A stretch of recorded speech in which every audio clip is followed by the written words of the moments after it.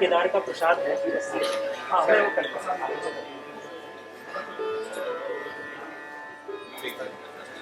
मैं अनुराग ठाकुर जी से निवेदन करना चाहूँगा कि इस उपलक्ष्य में दो शब्द हमारे लिए जो हमारे लिए प्रेरणादायक बने।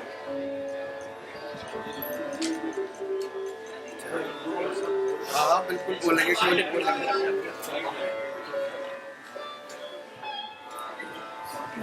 आप सभी लोग अपने अपने स्थान ग्रहण कर लीजिए प्लीज।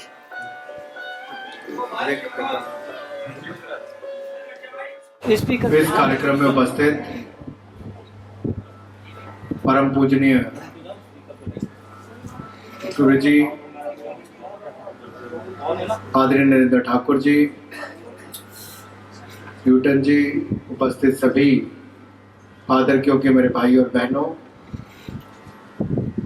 मैं सबसे पहले तो आयोजकों को, विवेकानंद सेंटर हो, सफदरजंग अस्पताल हो और जो भी आयोजक इसके साथ जुड़े हैं, उनको इस बात के लिए आभार देता हूं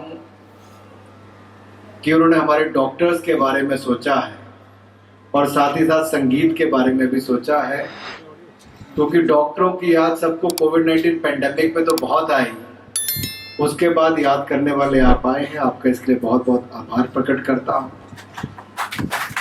सही मायने में अगर ईश्वर का रूप कहीं देखा जाता है, और साक्षात तो आपने देखा ही होगा पिछले 2 सालों में, जो दबाव हम सबके ऊपर था, और विशेष तौर पे हमारे फ्रंट लाइन वर्कर्स, जिनके बहुत बड़ा योगदान कोविड-19 पेंडेमिक के समय रहा। उस समय भी कोई याद आए तो हमें अपने डॉक्टर्स, फ्रंट लाइन वर्कर्स आए, उनकी बहुत बड़ी भूमिका रही। मैं चाहूंगा आप सब उनके लिए एक जोरदार तालियों के साथ उनका स्वागत करें। तो हमारे हेल्थ वर्कर्स के माइंड, पीस एंड वेलनेस के लिए संगीत का एक कार्यक्रम, इसका मैं स्वागत करता हूं।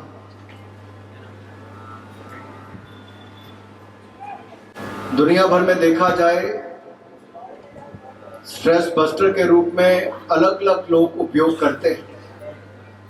कुछ लोग खेलों का रास्ता अपनाते हैं कि स्वेट आउट करें तो जाके स्ट्रेस रिलीफ हो।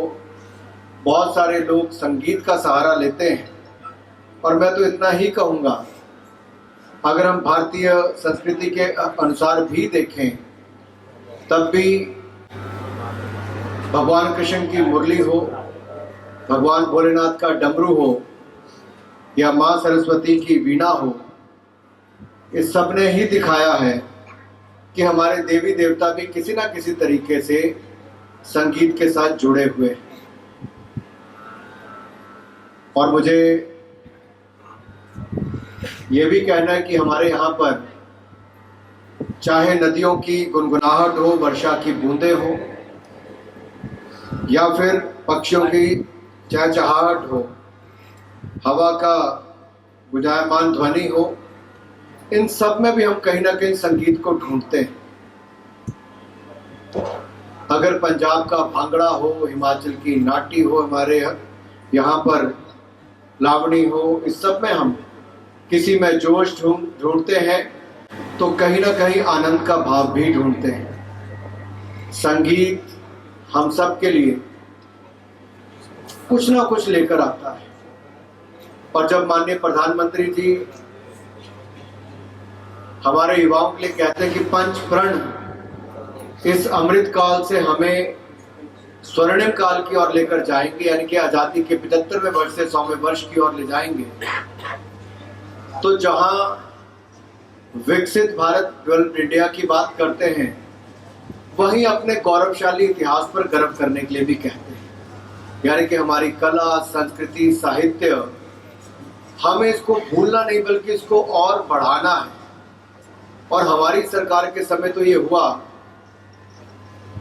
कि जब दिव्य और भव्य सोमनाथ धाम बना कर दी गई, दिव्य और भव्य केदारनाथ धाम बनाई, दिव्य और भव्य काशी विश्वनाथ धाम को बनाया, महाकाल लोक का निर्माण किया, और यही नहीं, अगले वर्ष राम मंदिर अयोध्या धाम भी बनकर समर्पित कर दिया जाए। तो आप इन सब स्थानों पर भी जाएंगे तो केवल आस्था के केंद्र नहीं, आज एक अर्थव्यवस्था का भी बड़ा केंद्र बन गए। आधारभूत ढांचे के साथ भी जुड़े, बड़ा आधारभूत ढांचा भी इसके साथ जोड़ा गया। तो कहीं ना कहीं हमने अपने गौरवशाली इतिहास को आगे बढ़ाने का काम किया। हेमकुंड साहब तक रोपवे पहुंचाने का काम किया, बौद्ध सर्किट को बनाने का काम किया, करतारपुर कॉरिडोर को खोलने का काम किया।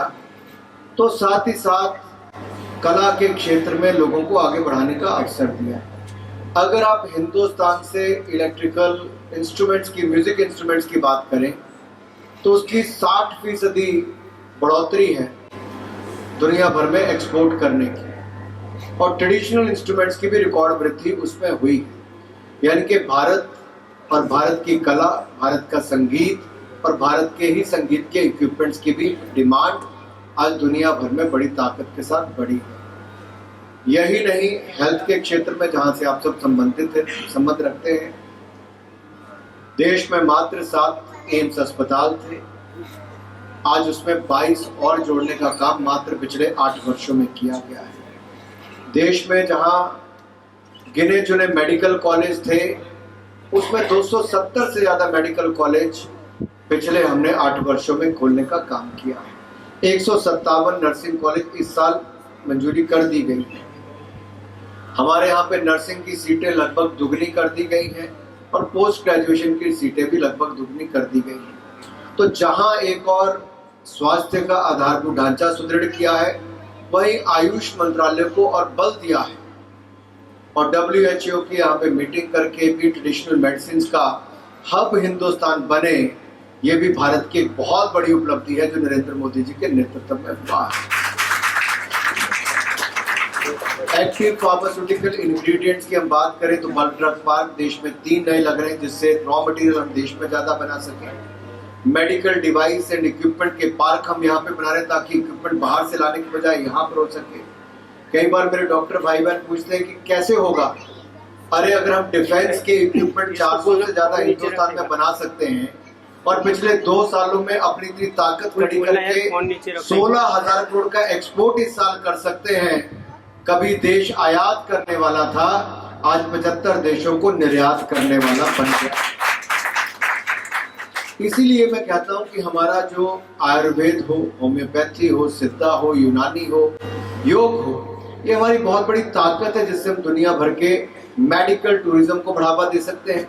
ये हमारी एक तरह से सॉफ्ट पावर भी हमारा संगीत है, हमारा स्पोर्ट्स है, हमारा योग है, और ये सॉफ्ट पावर एक ऐसा क्षेत्र है जहां भारत दुनिया भर को नेतृत्व दे सकता है, और हमने देने की शुरुआत की।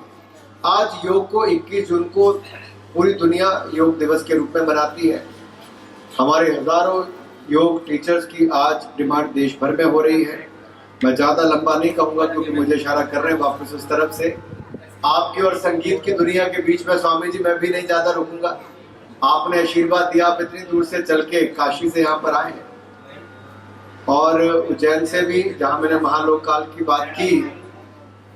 मैं आपका भी परम पूज्य स्वामी जी, मैं आपका बहुत बहुत आभार प्रकट करता हूं कि आपने, जैसा मैंने पहले कहा कि हमारा देवी देवता ही अगर संगीत से जुड़े हैं तो देवी देवताओं को अगर उनसे जोड़ने का काम भी कोई करते हैं तो हमारे संतगण, आप सबने यहाँ पर आकर अपना आशीर्वाद हम सबको भी दिया है।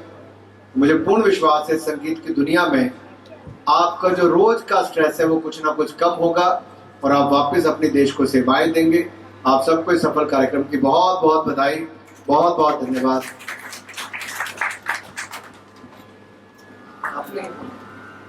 और इसके बाद मंत्री जी जो हमारे मुख्य कलाकार हैं उनको अंग वस्त्रम देकर और फिर निकलेंगे। तो माफी चाहता हूं, और मंत्री जी ने कहा कि आप ही नाम ले लीजिए, शेरवाल जी का और नीलमानंद सरस्वती जी का। तो मैं आप सबका धन्यवाद।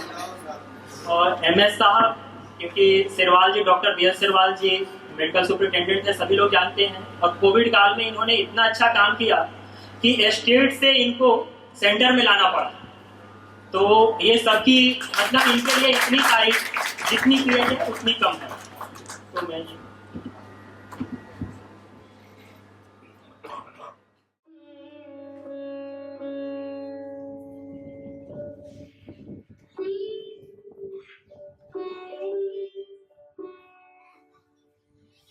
आपके